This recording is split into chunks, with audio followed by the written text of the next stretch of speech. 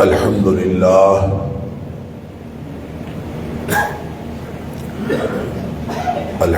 لله نحمده ونستعينه ونستغفره ونؤمن به ونتوكل عليه ونعوذ بالله من شرور أنفسنا ومن سيئات أعمالنا من يهده الله فلا مضل له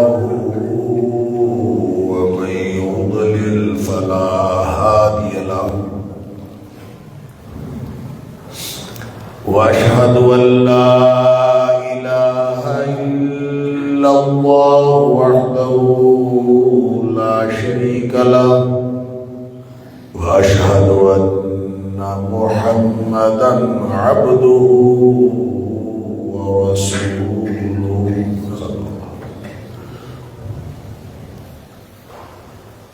أرسله بالحق بشيرا ونذيرا بين يدي الساعة فمن يطع الله ورسوله فقد رشد واهتدى ومن يعص الله ورسوله فقد ضل وغوى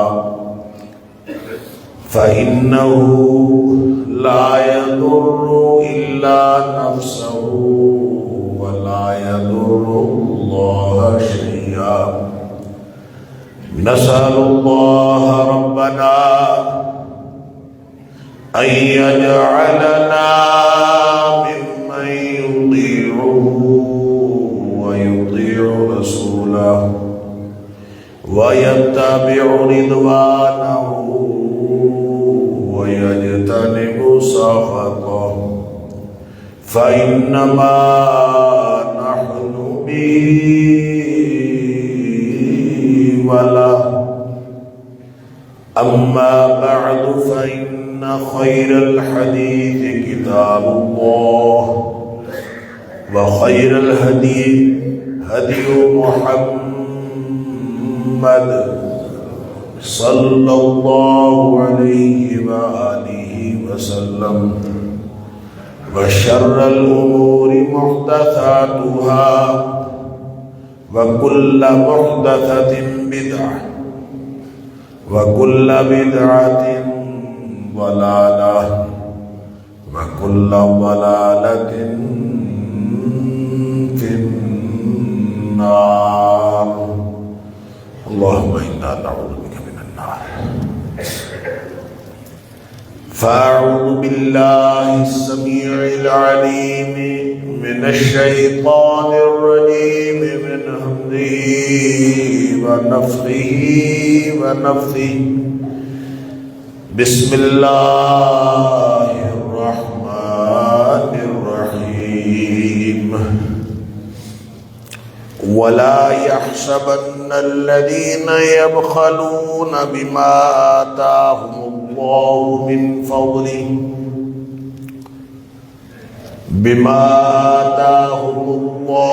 من فضله هو خيرا لهم بل هو شر لهم سيطوقون ما بخلوا به يوم القيامة ولله ميراث السماوات والأرض والله بما تعملون خبير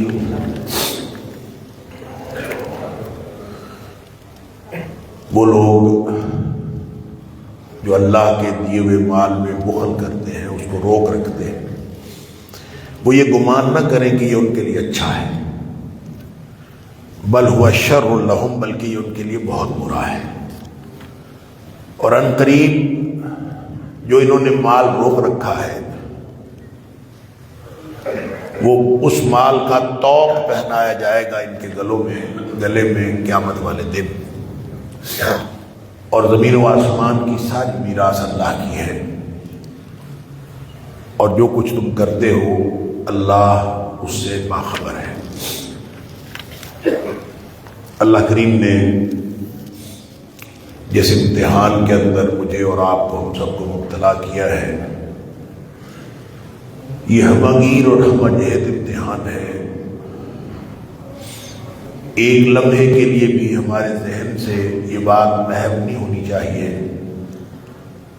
کہ ہماری زندگی کا ہر پہلو امتحان ہے، اور اس میں سے ایک بڑا پہلو یعنی اللہ کی دی ہوئی ہر چیز امتحان ہے، اور ایک بڑا پہلو اس امتحان کا وہ مال ہے جو اللہ تعالیٰ کسی کو عطا فرماتا ہے۔ ویسے تو یہ امتحان ہے یہ بھی کہ جس کو مال دے دیا وہ بھی امتحان ہے، جس کو مال نہیں دیا اس سے چھین لیا وہ بھی امتحان۔ کوئی کیفیت امتحان سے خالی نہیں، لیکن جب کسی کے پاس مال نہیں ہے تو یہ گویا وہ ایک بہت بڑے سوال سے بچ گیا جو قیامت والے دن اس سے ہوگا۔ نبی اکرم صلی اللہ علیہ وسلم نے فرمایا کہ ابن آدم کے قدم اللہ کے دربار میں اللہ کے سامنے سے ہٹ نہیں سکیں گے جب تک وہ 5 سوالوں کا جواب نہ دیں۔ اس میں سے سوال اس کے علم کا بھی ہے جو پڑھا اس پر عمل کتنا کیا، اس میں سوال اس کی عمر کا بھی ہے کہ کہاں ضائع کی، اور اس میں سوال اس کی جوانی کا بھی ہے کہ کہاں برباد کی۔ یہ سارے امتحان گویا جس کو زندگی ملی ہے وہ بھی امتحان ہے، اس کا بھی سوال ہوگا۔ اللہ، جس کو علم ملا ہے اس کا بھی امتحان ہوگا، اور جس کو جوانی ملی ہے، حالانکہ جوانی عمر کے اندر شامل ہے، لیکن کیونکہ جوانی کا حصہ اپنی تگ و تاز کے اعتبار سے، اپنی قوتوں کے اعتبار سے، اپنے جوش و بلبلے اور جذبے کے اعتبار سے وہ عروج پر ہوتا ہے، اس کے بارے میں سوال الگ ہے، کہاں برباد کی جوانی۔ اور اسی طرح 2 سوال مال کے بارے میں ہوں گے، 2 سوال، ایک یہ کہ کمایا کہاں سے، اور دوسرا یہ کہ خرچ کہاں کیا۔ یہ 2 سوال مال کے بارے میں ہونے۔ اللہ، اور جس کو اللہ نے مال نہیں دیا، مال سے مراد صرف کروڑ پتی، ارب پتی یا کھرب پتی ہونا نہیں، اگر 1 روپیہ بھی جیب میں ہے تو وہ مالدار ہے۔ نبی کریم صلی اللہ علیہ وسلم نے تو اس شخص کو مالدار کہا ہے، اور اس شخص کو بادشاہ کہا ہے، اور دنیا کا بے نیاز بادشاہ کہا ہے جس کو 3 نعمتیں مل جائیں۔ صبح اٹھتا ہے تو حالت تندرستی میں اٹھتا ہے، اللہ اکبر، اس کو کوئی بیماری نہیں، اللہ، اور صبح اٹھتا ہے تو حالت امن میں اٹھتا ہے، اس کو کوئی خوف کا حق نہیں، آمنا فی سربہ معافا فی جسدہ، جسم میں کوئی بیماری نہیں، ماحول میں کوئی خوف نہیں، ذہن میں دماغ میں کوئی ڈر نہیں، خوف نہیں، اللہ اکبر، اور وعندہ قوت یومہ، اور اس دن کی روزی اس کے پاس ہے، اس دن کا کھانا اس کے پاس ہے، بس اس دن کا، سال کا نہیں، اگلے دن کا بھی نہیں، صرف اس دن کا کھانا، اس دن کا کھانا، حالت امن، حالت تندرستی۔ نبی اکرم صلی اللہ علیہ وسلم فرماتے ہیں کہ انما حیزت لہ الدنیا، وہ شخص ایسے ہے جیسے اللہ نے ساری دنیا اکٹھی کر کے اسے قدموں میں ڈھیر کر دی۔ یہ تو بادشاہ ہے، یہ تو ہر چیز سے بے نیاز، اس کو گویا اللہ نے ساری دنیا عطا کر، لہذا جس کو 1 دن کی روزی عطا ہونی ہے حساب اس سے بھی ہونا۔ ثم لتسألن یومئذ عن النعیم، قیامت والے دن ساری نعمتوں کے بارے میں سوال ہوگا، جو تندرستی عطا ہوئی ہے اس کا بھی سوال ہوگا، جو حالت امن عطا ہوئی ہے اس کا بھی سوال ہوگا۔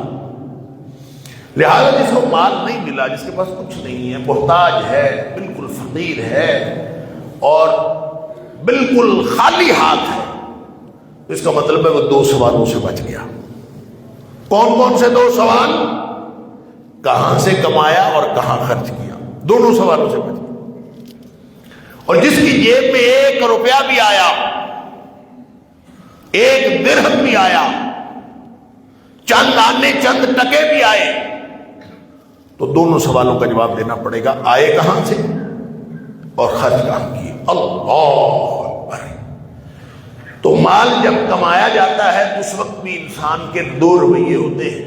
ایک رویہ تو یہ ہوتا ہے کہ انسان کوشش کرتا ہے کہ میں حلال طریقے سے کماؤں، حرام کی طرف نہیں جاتا، صرف حلال طریقے کی کوشش کرتا۔ دیکھیں یہ بات تو ہم سب کو معلوم ہے کہ کوشش کرنا انسان کے اختیار میں ہے، منزل مقصود پر پہنچانا یہ اللہ کا کام ہے۔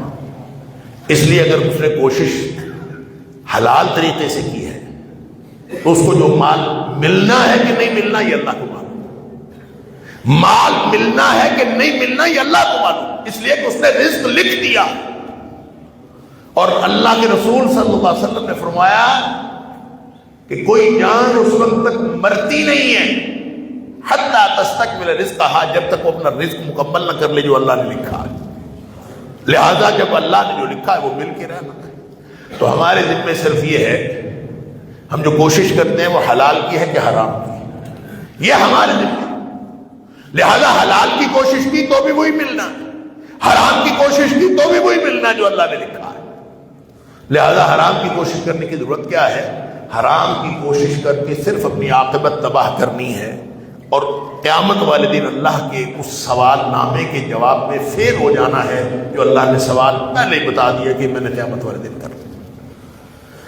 وہ سوال اس کے لیے تیاری اس نے کرنی ہے، وہ حرام کی طرف نہیں جاتا بلکہ وہ مشکوک روزی کی طرف بھی نہیں جاتا، وہ ہمیشہ صرف حلال کی بات کرتا۔ اگر ہم نے یہ کرنا ہو نا، یہ جو روز سوالات آتے ہیں اور ہم علماء کرام سے سوال پوچھتے ہیں روزانہ، یہ فلاں چیز جائز ہے، فلاں چیز جائز ہے، فلاں حلال ہے، فلاں کر لینا چاہیے نہیں کرنا چاہیے، کر لینا چاہیے نہیں، روز سوالات۔ ان سوالات کی گنجائش ہی نہیں رہتی اگر ہم اپنا طرز عمل درست کر لیں۔ کیا طرز عمل؟ میں نے کئی دفعہ یہ بات عرض کی ہے، آج پھر عرض کر دیتا ہوں۔ ان الحلال بین وان الحرام بین، نبی پاک صلی اللہ علیہ وسلم نے فرمایا حلال واضح ہے اور حرام بھی واضح ہے، چٹا ننگا، ہر ایک کو نظر آ رہا ہے یہ حلال ہے یہ حرام۔ وبینہما مشتبہات، درمیان میں کچھ چیزیں ایسی ہیں جو شبہ والی ہیں، پتہ نہیں چلتا، پتہ نہیں حلال ہے پتہ نہیں حرام۔ اب اس کا مطلب ہے جو حلال واضح ہے وہ اختیار کرنا ہے، جو حرام واضح ہے اس سے بچنا ہے، اور جو درمیان میں مشتبہ چیزیں ہیں، مشکوک چیزیں، ان کے بارے میں کیا کرنا ہے وہ بھی نبی پاک صلی اللہ علیہ وسلم بتا دیا۔ آپ نے فرمایا من وقع فی الشبہات وقع فی الحرام، جو شبہ والی چیزوں میں پڑا وہ ایسے ہی ہے جیسے حرام میں پڑ گیا، اور جس نے فمن اتقى الشبہات، جو شبہ والی چیزوں سے بھی بچ گیا، فقد استبرأ لدینہ وعرضہ، اس نے اپنا دین بھی بچا لیا، اپنی عزت بھی بچا لی۔ تو اس کا مطلب ہے یہ جو درمیان والا ایریا ہے اس میں بھی پڑے گا تو حرام میں پڑ گیا۔ تو مطلب ہے کہ پہلے 3 کالم تھے، حلال، حرام اور مشتبہ، تو مشتبہ بھی شامل ہو گیا حرام میں، تو کالم کتنے رہ گئے؟ 2، ایک حلال اور ایک حرام۔ بس ہمارے ذمے صرف یہ ہے کہ ہم واضح حلال اختیار کریں، باقی ہر چیز کو چھوڑ۔ نبی پاک صلی اللہ علیہ وسلم دع ما یریبک الی ما لا یریبک، ہر وہ چیز چھوڑ دو جو شک میں مبتلا کرتی ہے، صرف وہ کام کرو جو شک میں مبتلا نہیں کرتے۔ انتہائی احتیاط مال کمانے کے اعتبار سے، کیونکہ یہ سوال اس کا جواب کیا مطلب ہے اللہ کو۔ اور پھر مال جب آ جاتا ہے تو اس مال کے بارے میں رویے، کچھ لوگ تو اس کے اوپر سانپ بن کے بیٹھ جاتے ہیں، اس کو خرچ نہیں کرنا، اس کو کہتے ہیں قرآن کی زبان میں بخل، روک لینا۔ بخل کا معنی روک لینا، اور یہ روک لینے کی بخل ایک عمل ہے، بخیلی، کنجوسی، مال کو روک لینا، ہر چیز کو روک لینا۔ بعض لوگ علم میں بھی کنجوس ہوتے ہیں، علم کو روک رکھتے ہیں، بعض لوگ اپنی ساری صلاحیتوں میں کنجوس ہوتے ہیں، اس کو روک رکھتے ہیں کسی کو فائدہ نہ ہو۔ بخیلی ایک عادت ہے، تو مال کے بارے میں بھی بخیلی، یہ تو عمل ہے، ایک دل کا جذبہ بھی ہے بخیلی کا، دل کا جذبہ۔ اللہ نے قرآن میں فرمایا وَأُحْضِرَتِ الْأَنفُسُ الشُّحَّ، ایک دل کی بخیلی کا جذبہ ہے، اس کو کہتے ہیں شح نفس، نفس کی بخیلی، دل کے اندر یہ جذبہ کہ میں روک لوں، میں کسی کو فائدہ نہ دوں، مجھے اپنا فائدہ میرے لیے ہے، یہ جذبہ دل میں ہونا، اس کو کہتے ہیں شح نفس، شین اور ہا، شح نفس۔ اور اللہ تعالیٰ نے قرآن میں فرمایا یہ ہے تو صحیح جذبہ، وَأُحْضِرَتِ الْأَنفُسُ الشُّحَّ، ہر نفس کے اندر یہ شح رکھی ہے، رکھی کیوں ہے؟ امتحان کے لیے رکھی۔ بالکل اسی طرح جیسے اللہ کریم نے فرمایا نفس وما سواها فألهمها فجورها وتقواها، نفس کے اندر برائی بھی رکھی ہے اور نیکی بھی رکھی ہے، اس امتحان کے لیے کہ کون ادھر جاتا ہے اور کون ادھر جاتا ہے، یہ اللہ نے امتحان کے لیے، اسی طرح دل میں امتحان کے لیے بخیلی بھی رکھی۔ وَأُحْضِرَتِ الْأَنفُسُ الشُّحَّ، لیکن حکم کیا ہے؟ حکم یہ ہے کہ وَمَن يُوقَ شُحَّ نَفْسِهِ، جو اپنے نفس کی دل کی بخیلی سے بچ گیا، اس کے اثرات کو اس نے جسم پر نہیں آنے دیا، اس خیال کو، اس جذبے کو اس نے عمل نہیں بننے دیا، اور شح نفس کو بخل نہیں بننے دیا، بخیلی نہیں بننے دیا۔ وَمَن يُوقَ شُحَّ نَفْسِهِ فَأُولَٰئِكَ هُمُ الْمُفْلِحُونَ، یہ لوگ فلاح پائیں گے۔ اللہ اکبر۔ اور جو لوگ دل کی بخیلی سے نہیں بچ سکے، اس کا مطلب ہے عملاً ان کے دل، ان کے اعمال کے اندر، ان کے کرتوتوں کے اندر، ان کے سارے معاملات میں بخیلی آئی۔ لہذا ایک رویہ جو پیدا ہوتا ہے انسان کے طرز عمل میں، وہ مال کو روک لینا۔ تو مال کو روک لینا، بخیلی کرنا،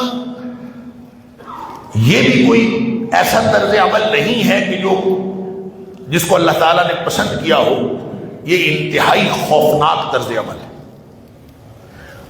دوسرا طرز عمل یہ ہے کہ مال کو روکنا تو نہیں، لیکن مال کو ایسی جگہوں پہ خرچ کرنا جو ضرورت کی چیز ہو، وہاں زائد ضرورت خرچ کر دینا، اور جہاں ضرورت نہیں بھی وہاں بھی خرچ کرنا، فضول کاموں میں خرچ کرنا۔ تو دو طرح کے، یعنی آدمی روکتا تو نہیں ہے مال کو، خرچ کرتا ہے، لیکن اس میں دو رویے ہیں۔ یا تو ضرورت کی چیز ہوتی ہے، 5,000 روپے کی چیز آ سکتی ہے، لیکن وہ 15,000 کی چیز خریدتا ہے، 15,000 کی چیز آ سکتی ہے، وہ 50,000 لگاتا ہے، اس کی ضرورت پوری ہو سکتی ہے 2,000 سے، وہ اس کے بعد 4,000 خرچ کرتا۔ تو جو زائد ضرورت خرچ کرے گا، اس کو قرآن نے کہا یہ اسراف ہے۔ اسراف کا مطلب ہے فضول خرچی، اس نے فضول خرچ کیا۔ اور جو فضول خرچ کرے گا، اللہ، یہ اہل ایمان کا شیوا نہیں ہے کہ فضول خرچ کرے، یہ ایمان کے منافی۔ اور اسراف کے علاوہ ایک خرچ کرنے کا طریقہ یہ ہے، ضرورت پر زائد ضرورت خرچ کرنا، یہ تو اسراف ہے، اور بغیر ضرورت کے خرچ کر دینا، جس کی نہ ضرورت ہے نہ اس کا کسی کو فائدہ ہے، بالکل ایسے ہی اڑا دینا پیسہ، اس کو کہتے ہیں تبذیر۔ قرآن کی زبان میں قرآن کہتا ہے وَلَا تُبَذِّرْ تَبْذِيرًا، 1 روپیہ بھی، 1 درہم بھی، 1 ٹکا بھی، 1 آنا بھی بغیر ضرورت کے فضول کاموں میں خرچ نہ کرو، 1 ٹکا۔ اس لیے کہ ان المبذرین کانوا اخوان الشیاطین، جو لوگ فضول کاموں میں خرچ کرتے ہیں، یہ سارے شیطانوں کے بھائی ہیں۔ اور جو شیطان کا بھائی ہوتا ہے، اللہ تعالیٰ معاف فرمائے، شیطان کا بھائی ہونے کا مطلب کیا ہے؟ کہ وہ مردود ہے، اس کا بھائی بھی مردود ہے۔ شیطان اللہ کے دربار سے راندہ درگاہ ہے، جو اس کا بھائی ہے وہ بھی راندہ درگاہ ہے۔ ابلیس نے بالآخر جہنم میں جانا ہے، تو جو اس کے بھائی ہیں، اللہ تعالیٰ معاف فرمائے، اتنی خوفناک یہ تنبیہ ہے قرآن کی، ان المبذرین کانوا اخوان الشیاطین۔ لیکن ہم سرکاری سطح پر تبذیر کے سرکاری سطح پر تبذیر کے مواقع پیدا کرتے ہیں، لوگوں کو، ساری قوم کو لگاتے ہیں، خود تبذیر نہیں کرتے، ساری قوم کو لگاتے ہیں کہ تبذیر کرو۔ اور تبذیر کیا ہے؟ بغیر ضرورت کے 1 روپیہ بھی خرچ کرنا، یہ تبذیر ہے۔ حساب دینا پڑے گا قیامت والے دن۔ جس نے خود ڈور خریدی ہے، پتنگیں خریدی ہیں، خریدو، اڑاؤ، موج کرو، کر لو جتنی موج کرنی، 1 دن نہیں 3 دن موج کر لو، لیکن حساب قیامت والے دن ہم دینا پڑے گا۔ جس نے جتنے کی ڈور خریدی، جس نے جتنے کا پتنگ خریدی، بڑی تکلیف ہوتی ہے جب قربانی کے جانور مسلمان خریدتے ہیں اور قربان کرتے ہیں تو لبرلز کی دم کو آگ لگی ہوتی ہے کہ اتنا پیسہ قربانی پہ برباد کر دیا، اس کو غریبوں میں تقسیم کر دیتے ہیں۔ اب کروڑوں کی ڈوریں خریدی جا رہی ہوں، اربوں روپیہ لگایا جا رہا ہو، اب کسی کو کوئی تکلیف نہیں ہے، اب کسی کو غریب کا درد نہیں اٹھا، اور ضائع کہاں کیا جا رہا ہے؟ نہ یہ سنت، نہ یہ نبی پاک صلی اللہ علیہ وسلم حکم، نہ یہ جائز، نہ یہ مستحب، نہ یہ پسندیدہ، بلکہ حرام ہے۔ تبذیر کرنا حرام ہے، اور اس کام پہ جس نے اپنے پیسے خرچ کیے ہیں یہ بھی قیامت والے دن جواب دے گا، اور جس نے لوگوں کو اس کام پہ لگایا ہے وہ ساری قوم کا جواب دے ہوگا۔ کر لیں موجے، دنیا ہے، امتحان کے لیے ہے، 4 دن کی بات ہے، متاع قلیل، تھوڑا سا وقت ہے، کر لیں جو کرنا، موجے کر لیں۔ مولویوں کا تو کام ہی لوگوں کو روکنا ہوتا ہے، مولوی موج نہیں کرنے دیتے، مولوی بڑا سمکی ہوتا ہے، مولوی کا دماغ بڑا چھوٹا ہوتا ہے، لوگوں کو موج نہیں کرنے دیتا۔ میں مولویوں کے نمائندے ہونے کی حیثیت سے، میں بطور طالب علم، میں آپ کو کہتا ہوں موجے کریں جتنی کرنی ہے، ہم آپ کو نہیں روکتے، لیکن جواب تیار کر رکھیں جو قیامت والے دن اللہ کو دینا ہے۔ نبی پاک صلی اللہ علیہ وسلم نے فرمایا ابن آدم کے قدم ہٹ نہیں سکیں گے اللہ کے دربار سے جب تک وہ 5 سوالوں کا جواب نہ دے سکا، اور 5 سوالوں میں سے 2 سوال یہ ہیں کہ مال کمایا کہاں سے تھا اور مال خرچ کہاں کیا۔ اگر تو ڈور پہ، پنے پہ، پتنگ پہ اور ہلڑ بازی پہ خرچ کر کے اللہ کے سامنے سرخرو ہو جائیں گے تو مجھے کوئی اعتراض نہیں، ہمیں کوئی اعتراض نہیں۔ جواب تیار کر رکھے۔ ہمیں تو نبی پاک صلی اللہ علیہ وسلم نے جو تعلیمات دی ہیں، اللہ کے قرآن نے جو تعلیمات دی ہیں، میں نے آپ کے سامنے رکھ دی۔ اللہ قیامت والے دن ہم سرخرو ہیں انشاءاللہ، ہم نے لوگوں کو بتا دیا، تیرے قرآن کا جو پیغام سنا ہم نے بتا دیا، تیرے نبی کریم صلی اللہ علیہ وسلم کا جو پیغام ہمارے علم میں تھا ہم نے آگے پہنچا دیا۔ رہی بات لوگوں کے موج میلہ کرنے کی، ہم نہ ان کو روک سکتے ہیں، نہ ان کو روکنے کے ذمہ دار ہیں، ہم ان تک صرف پہنچانے کے ذمہ دار ہیں۔ کوئی نہیں رکتا، نہ رکے، موج کرنی ہے کرے، لیکن جواب پہلے تیار کر لینا، قیامت والے دن اللہ کو جواب کیا دینا۔ اس 1 روپے کے بارے میں بھی سوال ہوگا، اس 8 آنے کے بارے میں بھی سوال ہوگا، اس 10 پیسے اور اس 1 پیسے کے بارے میں بھی سوال ہوگا قیامت والے دن۔ اللہ اکبر۔ لہذا مال حاصل کرنے کے بعد جو دونوں رویے پیدا ہوتے ہیں، روک لینا اور خرچ کر دینا، یہ دونوں رویے غلط ہیں۔ خرچ کرنا اس طرح کہ فضول کاموں پہ خرچ کرنا، اسراف اور تبذیر تک جا پہنچے، یہ بھی گناہ ہے، اور روک رکھنا مال کو، بخیلی کرنا، یہ بھی گناہ۔ اور نیکی کیا ہے؟ نیکی یہ ہے جو اللہ کے رسول صلی اللہ علیہ وسلم نے اور اللہ نے قرآن میں بتا دیا کہ جو مال ہے وہ خرچ کیا کرو، لیکن اس طریقے سے خرچ کیا کرو۔ سورہ فرقان میں اللہ تعالیٰ نے فرمایا کہ جو عباد الرحمن ہوتے ہیں، جو اللہ کے بندے ہوتے ہیں، نہ تو وہ کنجوسی کرتے ہیں نہ وہ فضول خرچی کرتے ہیں۔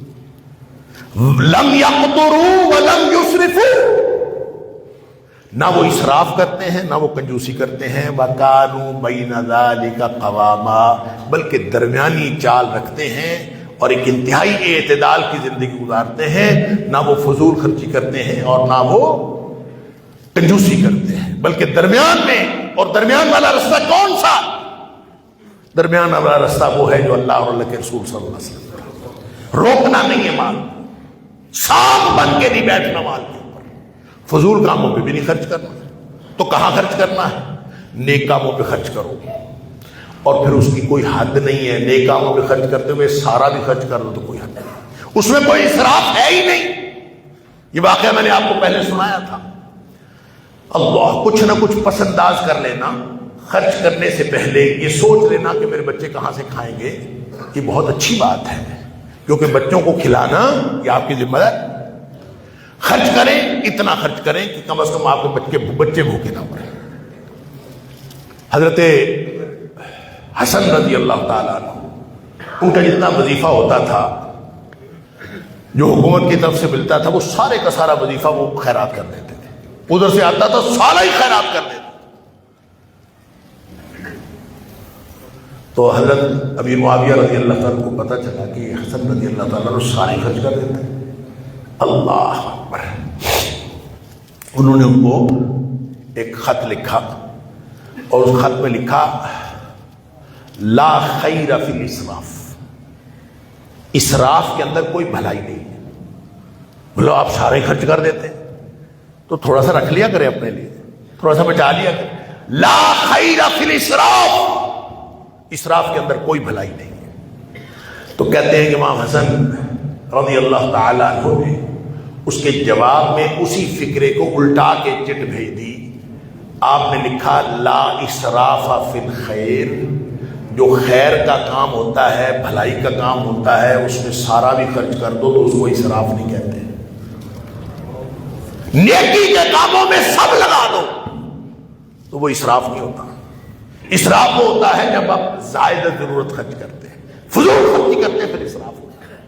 لہذا بخل بھی گناہ ہے، فضول خرچی بھی گناہ ہے، چاہے وہ اسراف ہو وہ بھی، اور چاہے وہ تبذیر ہو وہ بھی گناہ ہے۔ اس کے درمیان میں رہ کے خرچ کرنا ہے۔ کتنا خرچ کرنا ہے؟ اپنے آپ کے اوپر خرچ کرنا ہے کہ نہیں کرنا؟ اللہ اکبر! قرآن نے کہا، پوچھتے ہیں کیا خرچ کریں؟ قل العفو، زائدہ ضرورت خرچ کر دیں۔ اب یہ جو زائدہ ضرورت خرچ کرنا ہے، اس سے حضرت ابو ذر غفاری رضی اللہ تعالیٰ عنہ نے، اچھا اس زائدہ ضرورت خرچ کر دیں، اس کا کیا مطلب ہوگا؟ اس کا وہی مطلب ہوگا جو نبی پاک صلی اللہ علیہ وسلم کا۔ حضرت ابو ذر غفاری رضی اللہ تعالیٰ عنہ کو یہ سمجھ آئی، حالانکہ صحابی رسول ہیں، بڑے نیک زہد اور ورع والے صحابی ہیں، ان کو یہ سمجھ آئی کہ آج اگر میرے پاس 5 روپے ہیں، یہ 5 درہم ہیں، اور میرا روزانہ میرا ایک دن کا خرچہ 2 درہم ہے، تو 2 درہم اس میں سے رکھ کے باقی 3 درہم مجھے اللہ کے راستے میں دے دینے چاہیے۔ قل العفو کا یہ معنی ہے، زائدہ ضرورت سب خرچ کر۔ لہذا کسی کے پاس اگر ذرا بھر بھی پیسے ہوتے تھے نا، 1 درہم بھی رکھا ہوتا تھا، تو حضرت ابو ذر غفاری رضی اللہ تعالیٰ عنہ اس کو فرماتے تھے یہ کنز ہے، کنز۔ کنز کا مطلب خزانہ، جمع کر کے جوڑ کے رکھا ہوا مال۔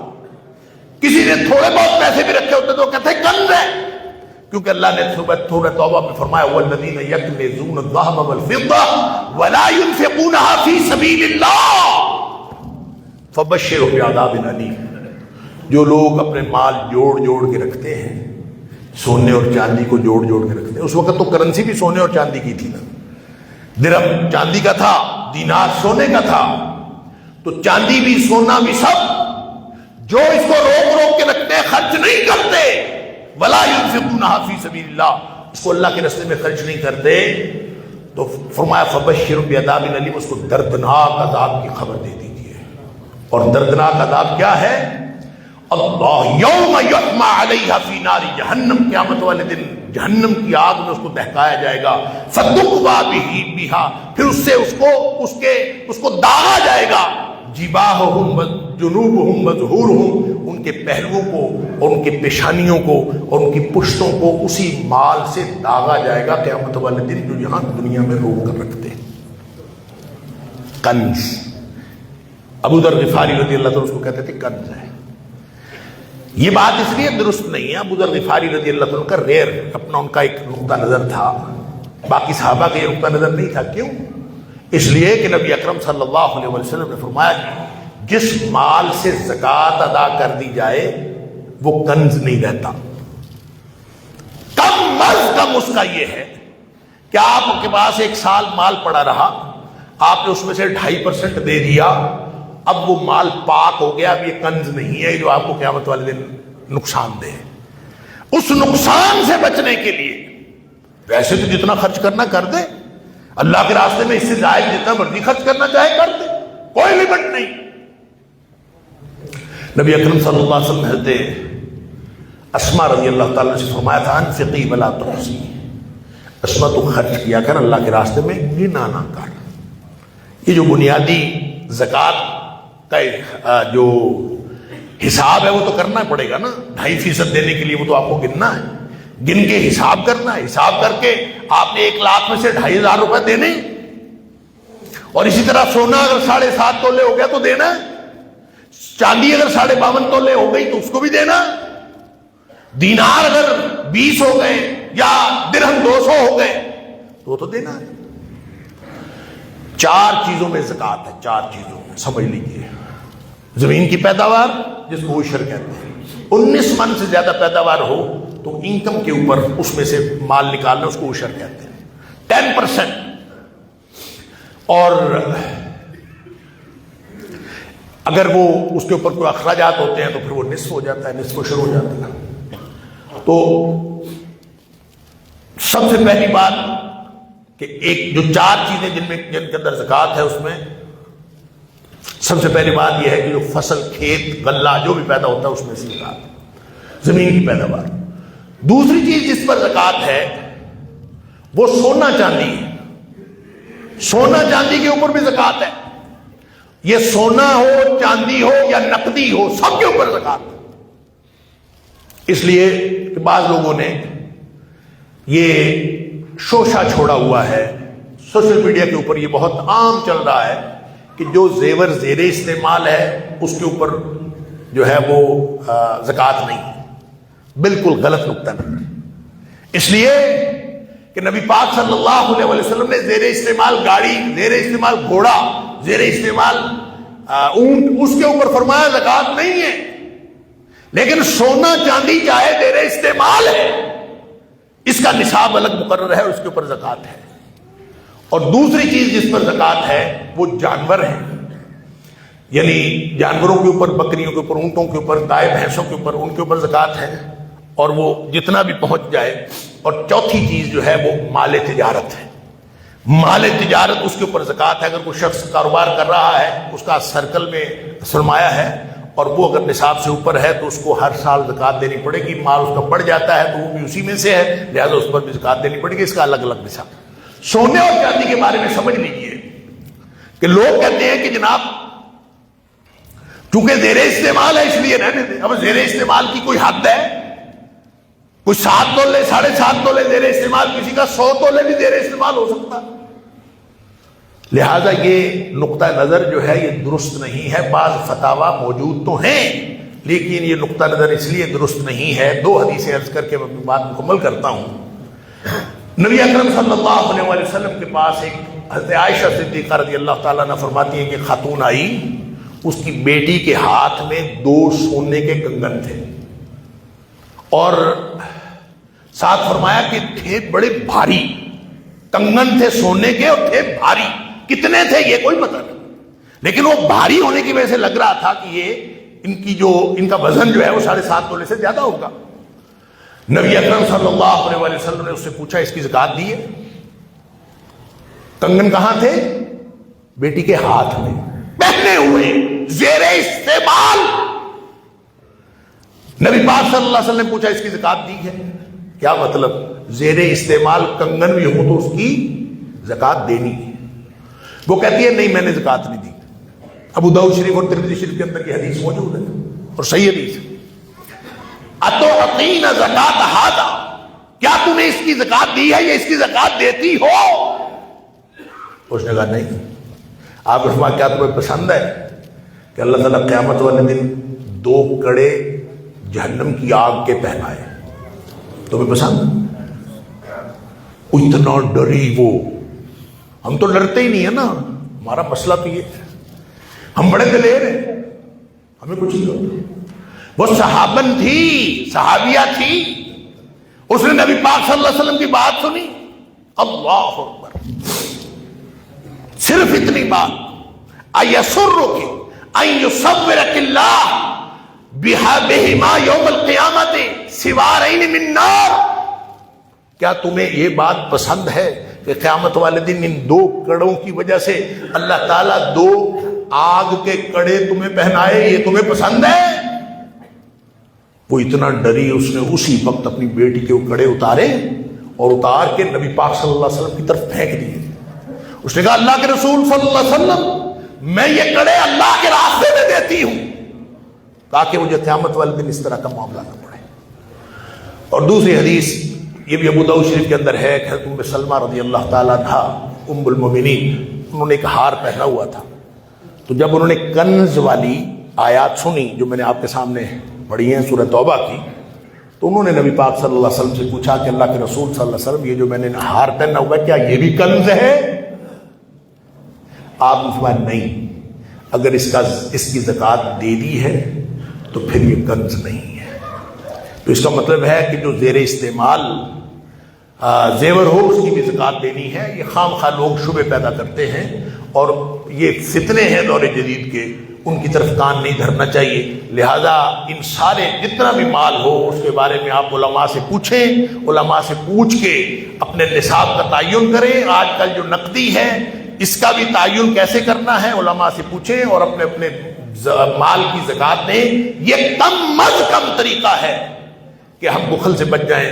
وگرنہ جو آیت میں نے آپ کے سامنے تلاوت کی ہے سورہ آل عمران کی، اللہ کے رسول صلی اللہ علیہ وسلم نے اس آیت کی تشریح کرتے ہوئے فرمایا کہ جس کو اللہ نے مال دیا ہو، من آتا مالا من آتا ہوا مالا، جس کو اللہ نے مال دیا ہو ولم یؤد زکاتہ، اور اس کی زکوٰۃ نہیں دیتا، تو فرمایا اس کا مال قیامت والے دن ایک گنجا سانپ بن کے آئے گا اور اس کے دونوں طرف جو ہے آنکھوں کے نیچے سیاہ نقطے ہوں گے اور وہ یوں آئے گا، اس کے گلے میں توق بن کے آ جائے گا.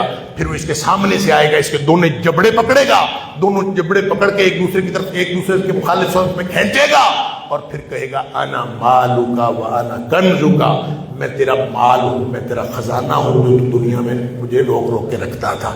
اللہ تعالیٰ مجھے اور آپ کو، ہم سب کو ایسے کسی بھی برے انجام سے بچائے. لہذا زکوٰۃ کی ادائیگی کم از کم، یہ کام فضول خرچی سے بھی بچنا ہے، اسراف سے بھی بچنا ہے، ضرورت والی چیزوں میں زائدہ ضرورت خرچ کرنے سے بھی بچنا ہے، اور بغیر ضرورت کے خرچ کرنا یعنی تبذیر، اس سے بھی بچنا ہے. اور جو نبی پاک صلی اللہ علیہ وسلم نے اور اللہ نے قرآن میں جو کچھ فرمایا اس کے مطابق خرچ بھی کرنا. اللہ تعالیٰ مجھے اور آپ کو، ہم سب کو اس بات کی توفیق دے. وآخر دعوانا الحمدللہ.